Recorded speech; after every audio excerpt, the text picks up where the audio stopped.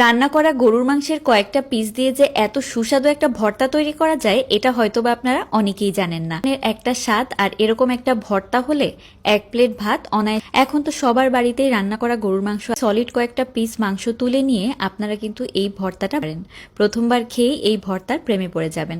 তো কয়েকটা 4-5টা নিয়েছি, তো এখানে মরিচ নিয়ে নিলাম, তার সাথে দেশির 1.5টা নিয়েছি কোয়া খুলে, তার সাথে দিয়ে পেঁয়াজ কুচি আর খুব সামান্য হাফ চা চামচের মতো ধনিয়া দিয়ে, কালো গোলমরিচ হাফ চা চামচ দিয়ে দিলাম। এখানে লোকে এখন ভেজে একটু লাল লাল করে নিব।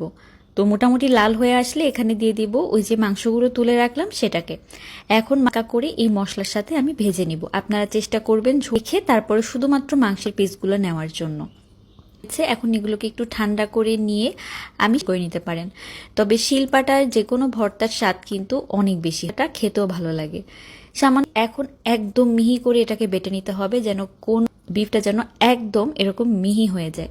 দিয়ে দিবেন এখানে সরিষার তেল, চাইলে একটু ধনিয়া পাতা, আমি ধনিয়া পাতা কুচি দিচ্ছি না। এখন ঈদের পরে সবজির বাজারে কোনো সবজি নাই বললেই চলে, এই জন্য আমি সামান্য একটু সরিষার তেল দিয়ে ভালো করে এটাকে মেখে নিচ্ছি। সরিষার তেল দেওয়া তো ভালোভাবে মাখিয়ে নিয়েছি, আর দেখ কিন্তু একদম রেডি।